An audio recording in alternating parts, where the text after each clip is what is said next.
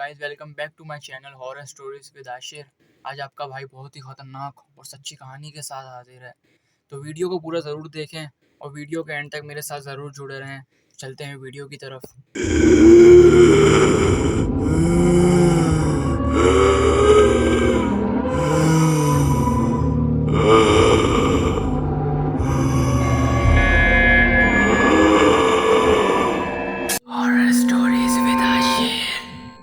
दोस्तों, ये वाक़या हमारे साथ 4 दोस्तों ने शेयर किया है। ये वाक़या इंडिया के एक हॉन्टेड जंगल जतिंगा वैली, जो कि बहुत मशहूर जंगल है, इस जंगल का वाक़या है। दोस्तों, अमित ने ये वाक़या शेयर किया है इंडिया से। अमित बताते हैं कि बचपन से ही मेरे दोस्त और मुझे एडवेंचर करने का बहुत ज़्यादा शौक़ था। वैसे तो हम बहुत सी ऐसी जगहों पर गए हैं, लेकिन जतिंगा वैली जाना हमारी ज़िंदगी की सबसे बड़ी गलती थी। अमित बताते हैं कि एक दिन हमारे सारे दोस्तों ने बैठे बैठे एडवेंचर करने का प्रोग्राम बनाया और हम बहुत सी ऐसी हॉन्टेड जगहों की और ऐसी एडवेंचर की जगहों की रिसर्च करने लगे। हमें रिसर्च करते करते इंडिया के एक बहुत पुराने जंगल जतिंगा वैली का पता चला। दोस्तों, जतिंगा वैली के बारे में रिसर्च करने के बाद हमें पता चला कि ये बहुत ही ज़्यादा हॉन्टेड जंगल है। हमारे सारे दोस्तों को इस जंगल में जाने की एक्साइटमेंट और बढ़ गई। दोस्तों, इस जंगल के बारे में लिखा था कि जो कोई इस जंगल में जाता है और जो कोई इस जंगल के अंदर भटक जाता है, वो वापस फिर यहाँ से कभी नहीं पलट पाता। दोस्तों, रिसर्च के मुताबिक इस जंगल के बारे में ये भी पता चलता है कि यहाँ से बहुत सी ऐसी गैर मरे मखलूकों की अजीब सी आवाज़ें आती हैं। ये आवाज़ें इंसानी आवाज़ें नहीं होती और ना ही जानवरों की आवाज़ें होती हैं। ये आवाज़ें बहुत ज़्यादा खौफज़दा आवाज़ें होती हैं। दोस्तों, रिसर्च ख़त्म होने के बाद अमित और इसके दोस्तों ने फ़ैसला करा कि हम परसों इस जंगल के लिए रवाना हो जाएंगे। अमित और अमित के सारे दोस्तों को जंगल में जाने की एक्साइटमेंट बहुत ज़्यादा थी। एक्साइटमेंट के चक्कर में ये और ज़्यादा रिसर्च करने लगे और इनको बहुत से ऐसे राज पता चले जो कि इस जंगल के बारे में थे। दोस्तों, रिसर्च के मुताबिक इनको पता चला कि इस जंगल में रागनी नाम की एक चुड़ैल रहती है, जो कि इस जंगल में आने जाने वालों को मार देती है। चुड़ैल का नाम सुनते ही इनकी एक्साइटमेंट और ज़्यादा बढ़ने लगी। आखिरकार ये सोमवार को जंगल जाने के लिए रवाना हुए। अमित ने इन सबको अपने घर पर बुलाया और वहाँ से इन्होंने टैक्सी पकड़ी और ये सब टैक्सी में बैठकर और अपना कीमती सामान रखकर जतिंगा वैली के लिए रवाना हो गए। 1 घंटे के सफ़र के बाद टैक्सी ड्राइवर ने इन्हें जतिंगा वैली के गेट पर छोड़ दिया और वहाँ से अमित और अमित के दोस्तों का एडवेंचर का सफ़र शुरू हो गया। ये दोपहर के 12:30 बजे का वक्त था जब ये जतिंगा वैली के अंदर दाखिल हुए। थोड़ी दूर चलने के बाद इनको दूर लगे साइन बोर्ड दिखाई दिए, लेकिन इन साइन बोर्ड के ऊपर क्या लिखा था वो मिटा था, यानी कि नज़र नहीं आ रहा था। और वहाँ से 3 रास्ते जा रहे थे, यानी कि वहाँ से 3 रोड बने हुए थे। इन लोगों को समझ नहीं आ रहा था कि कौन सा रास्ता पकड़ा जाए। 10-15 मिनट सोचने के बाद इन्होंने फ़ैसला करा कि हम लेफ़्ट साइड की तरफ जाएंगे। आखिरकार ये उल्टे हाथ की तरफ बढ़ने लगे और चलते चलते इनको काफ़ी थकान हो गई थी। अब दोपहर के 2:30 बजे का वक्त था, तो इन्होंने सोचा कि हम थोड़ा सा आराम कर लेते हैं और इसी बहाने कुछ खा भी लेंगे, पेट पूजा हो जाएगी। धूप से बचने के लिए इन्होंने वहाँ पर कैंप लगाया और वहाँ बैठकर थोड़ी देर आराम करने लगे। आखिरकार शाम के 5 बजे इन्होंने जंगल के अंदर और जाने का फ़ैसला करा, लेकिन इनके पास लौटने के लिए कोई निशानी नहीं थी। लिहाजा इन्होंने ये कैंप वहीं पर ही निशानी के लिए छोड़ दिया कि अगर हम वापस आएंगे तो हमें ये निशानी मिल जाएगी और हम इसके ज़रिए वापस बाहर चले जाएंगे। इनके पास एक दूसरा कैंप भी मौजूद था, इसलिए ये आगे बढ़े। थोड़ी दूर चलने के बाद इनके एक दोस्त की हालत बिगड़ने लगी। इनका एक दोस्त करतार, जिसके पैरों में बहुत ज़्यादा दर्द होना शुरू हो गया और उसकी हालत ऐसी बिगड़ी कि उससे चला भी नहीं जा रहा था। लेकिन जब करतार की हालत बहुत ज़्यादा बिगड़ी तो उस वक्त बहुत ज़्यादा देर हो चुकी थी। जंगल के अंदर अंधेरा छा चुका था और चारों तरफ काली घटा छाई हुई थी। बारिश का मौसम बना हुआ था।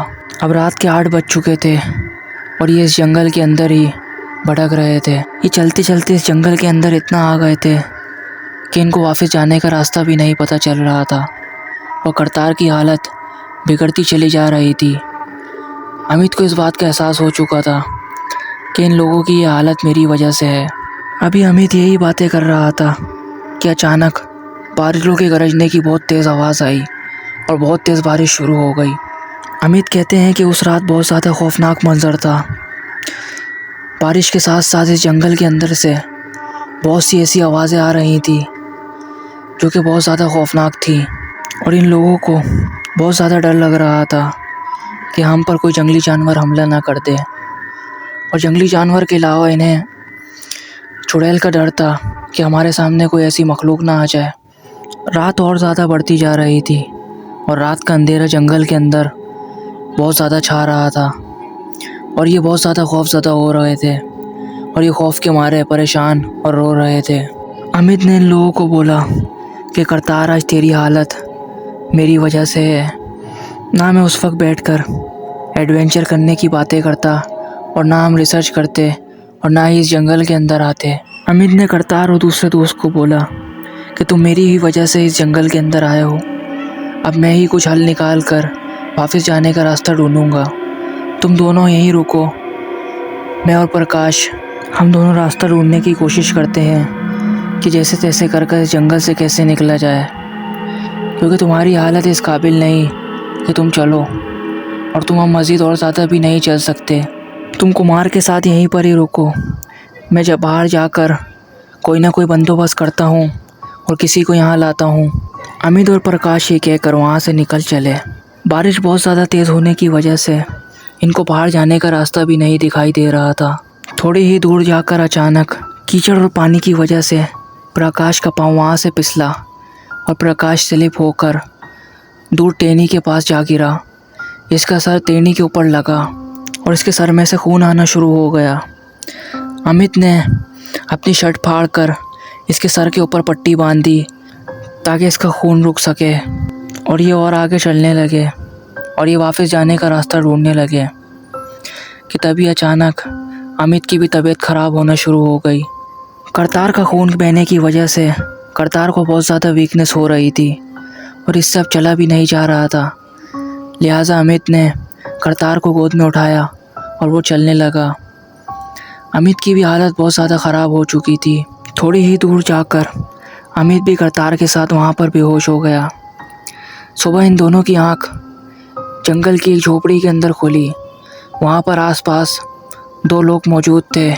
یہ لوگ جنگل میں رہنے والے لوگ تھے جو کہ ان دونوں کو اٹھا کر رات کے ٹائم وہاں سے لائے تھے، اور انہوں نے ہی ان دونوں کی پٹی کری تھی اور ان کو دوائی دی تھی۔